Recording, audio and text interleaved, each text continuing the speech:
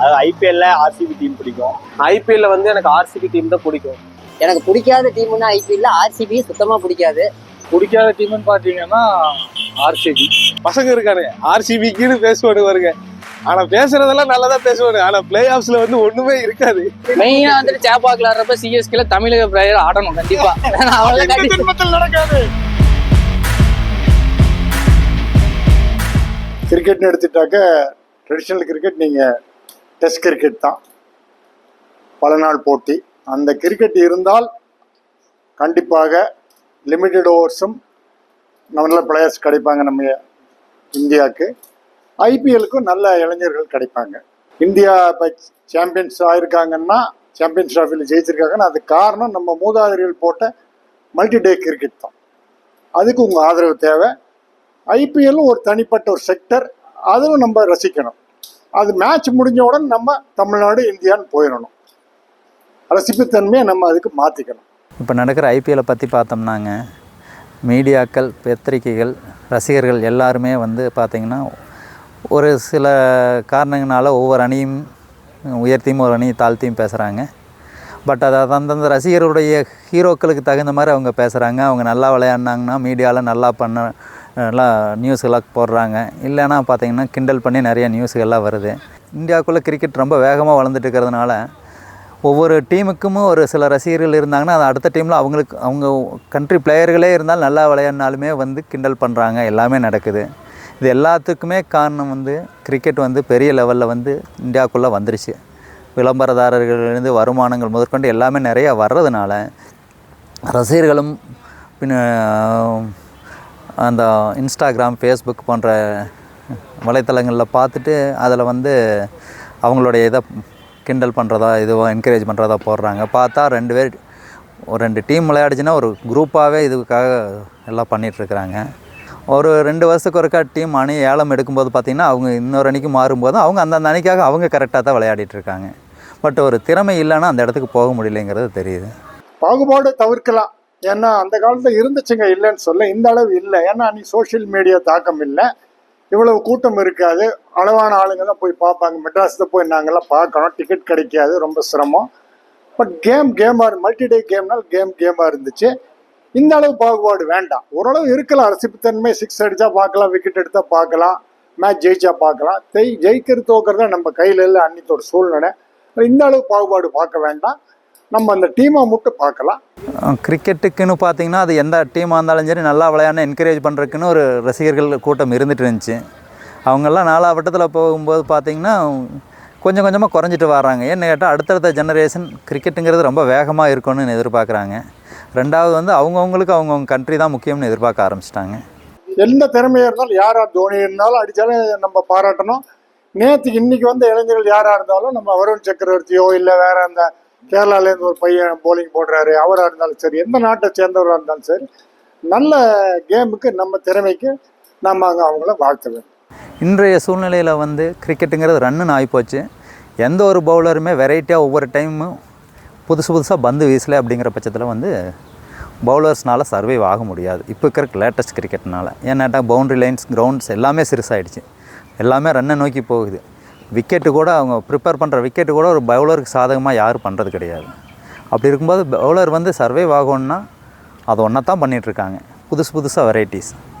ஒரு சீசன் ஒரு வருஷத்தில் ஒரு 2-3 வெரைட்டியான பால் அவங்க போட்டால் மட்டும்தான் அதில் வந்து அவங்க சர்வைவ் ஆக முடியுது. இப்போதைய cricket only for a batsman. எனக்கு வந்து கிரிக்கெட்டில் ரொம்ப பிடிச்ச டீம் பார்த்தா இந்தியா. அதாவது ஐபிஎல்ல ஆர்சிபி டீம் பிடிக்கும், விராட் கோலி தான் பிடிக்கும். பிடிக்காத டீம்னு பார்த்தோம்னா சிஎஸ்கேவும் மும்பையும். இவங்க ரொம்ப ட்ராஃபி வச்சிருக்கனால எல்லாத்தையும் டாமினேட் பண்ணுறதுக்காக ரொம்ப இழிவாக பேசுறது இந்த மாதிரிலாம் பண்ணுறாங்க. ஐபிஎல்ல வந்து எனக்கு ஆர்சிபி டீம் தான் பிடிக்கும். ஏன் பிடிக்கும்னா விராட் கோலிக்காக எனக்கு ரொம்ப பிடிக்கும். இப்போ வந்து சமூக வலைதளங்களை வந்து ஒரு ரீசெண்டாக ரொம்ப சர்ச்சையாக போயிட்டுருக்கு. சென்னை, ஆர்சிபி, மும்பை அப்படி இப்படின்னு. அது என்னென்னா வந்து ஒருத்தவங்க புரிதல் இல்லாமல் ஒரு பிளேயர்ஸை வந்து கிரிட்டிசைஸ் பண்ணுறங்காட்டி ஃபேன்ஸ்குள்ளே அடிச்சுக்கிறோம். அவங்களாம் ஒற்றுமையாக தான் இருக்காங்க. அவங்க ஃப்ரெண்ட்ஷிப் அவங்களுக்குள்ளே வச்சுட்டு தான் இருக்காங்க. நம்ம தான் வந்து இப்படி பிரிஞ்சிருக்கோம். அது மட்டும் பண்ணக்கூடாது, பேசக்கூடாது. ஒரு டீம் வந்து பிடிக்குது அப்படின்னா அவங்க மனசுக்குள்ளே வச்சுக்கணும். அதை வந்து பொது இடத்துல வந்துட்டு என் டீம் பெருசு உன் டீம் பெருசுன்னு பண்ணக்கூடாது. பண்ணாலுமே சண்டை வராத மாதிரி இருந்துக்கணும். நான் 3ஆவது படிக்கும் போது இருந்து கிரிக்கெட் விளையாண்டுருக்கிறேன். எனக்கு தோனி தான் ரொம்ப பிடிக்கும். எனக்கு பிடிக்காத டீம்னா ஐபிஎல்ல ஆர்சிபி சுத்தமாக பிடிக்காது. காரணம் என்னன்னா தோனியை பற்றி பேசினா எனக்கு பிடிக்காது. தோனி தான் பிடிக்கும். அதனால கோலி வந்தது காரணமே தோனி தான். தலை சிறந்த கேப்டன்னா அது மகேந்திர சிங் தோனி தான். கோலி வந்து இப்போ முன்னாடி இறக்கி இந்த அளவுக்கு ஆடுறதுக்கு காரணம் தோனி தான். ஆனால் தோனியை பற்றியே இப்போ தப்பாக சொல்கிறாங்கன்னா அது வந்து நாங்கள் ஏற்றுக்க முடியாது. 17 வருஷத்துக்கு அப்புறம் இன்னைக்கு ஒரு மேட்ச் ஜெயிச்சிருக்கிறானுங்க. ஜெயிச்சுட்டு அதுக்கு இந்த ஆட்டம் போடுறானுங்க. இன்னொரு மேட்ச் இருக்கு எங்களுக்கு. அந்த மேட்ச்சில் நாங்கள் பார்த்துக்குறோம், எங்கேயும் போக மாட்டோம். ஆனால் தோனி ரிட்டையர்மெண்ட் வாங்குற வரைக்கும் இந்த ஆர்சிபினால கப்பை அடிக்க முடியாது. எனக்கு பிடிச்ச டீம் பார்த்தீங்கன்னா மும்பை இந்தியன்ஸ். ஹர்திக் பாண்டியா ரொம்ப பிடிக்கும். பிடிக்காத டீம்னு பார்த்தீங்கன்னா ஆர்சிபி. அது ஏன்னா ஓவர் ஆட்டிடியூடு காமிப்பானுங்க, அதனால தான் பிடிக்காது. கோலி நல்லா விளையாடுற இல்லைன்னு சொல்ல, என்னன்னா அவனுக்கு என்னதான் பண்ணாலும் கடைசி வரைக்கும் கப்படிக்க மாட்டானுங்க. அதை வந்து முன்னாடி வந்து எழுதி வச்ச ஒரு சரித்திரம் மாதிரியே போயிட்டு இருக்கு. தோனியை பற்றி பேசுனதுதான். தோனிக்கு வயசாயிருச்சுங்கிறானுங்க. வயசானாலுமே அந்த அப்பையிலேருந்து பல ரெக்கார்டு அவர் வச்சிருக்காரு. இப்போ என்ன கொஞ்சம் வயசாயிருச்சு, அவர் ஃபேன்ஸுக்காக கொஞ்சம் விளையாண்டுருக்காரு. அவ்வளோ. ஐபிஎல்ல பிடிச்ச டீம்னு பார்த்தீங்கன்னா சிஎஸ்கே வேகம் பிடிக்கும்னு பார்த்தீங்கன்னா டீம் கோஆர்டினேஷன் நல்லா இருக்கு. அவங்க கடைசி வரைக்கும் கேம் எடுத்துகிட்டு போகிறாங்க. மற்றபடி நெட் ரன் ரேட்டில் நல்லா ஹெல்ப் பண்ணுறாங்க. பிடிக்காத டீம்னு பார்த்தீங்கன்னா ஐபிஎல்ல எந்த டீமும் பிடிக்காதது கிடையாது.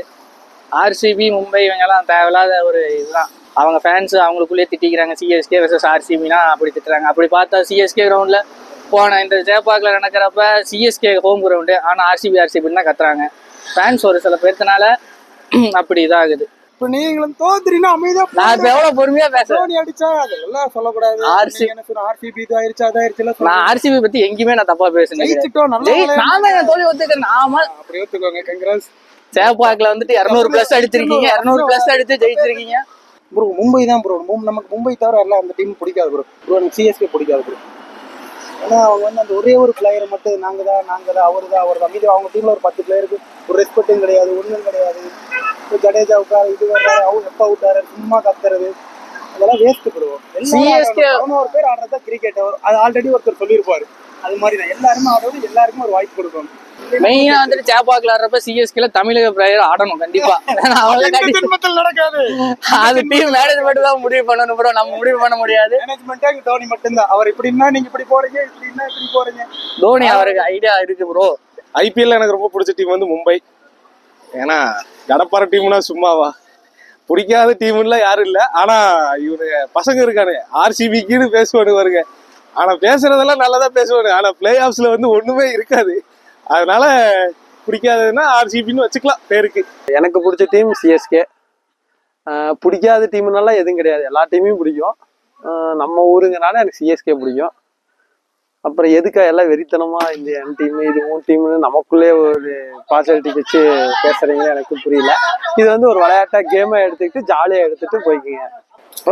ரசிப்புத்தன்மை இருக்கலாங்க, ரசிகர் மோதக்கூடாதுங்க. அது வயரில் அந்த யூடியூப்ல அதெல்லாம் உங்களுடைய ரொம்ப கருத்தில் அந்த மாதிரி கொண்டு போகாதுங்க. அது பிரிவினை வர்க்கம் வந்துட்டே இருக்கும். உங்களோட இதை லிமிட்டோட பதிவு பண்ணுங்க. ரசிங்க, கேம் பாருங்க, இங்கேன்னு செலவு பண்ணிட்டு போறீங்க, உங்க காசு கஷ்டப்பட்ட காசை அதோடு நிறுத்திக்கிங்க.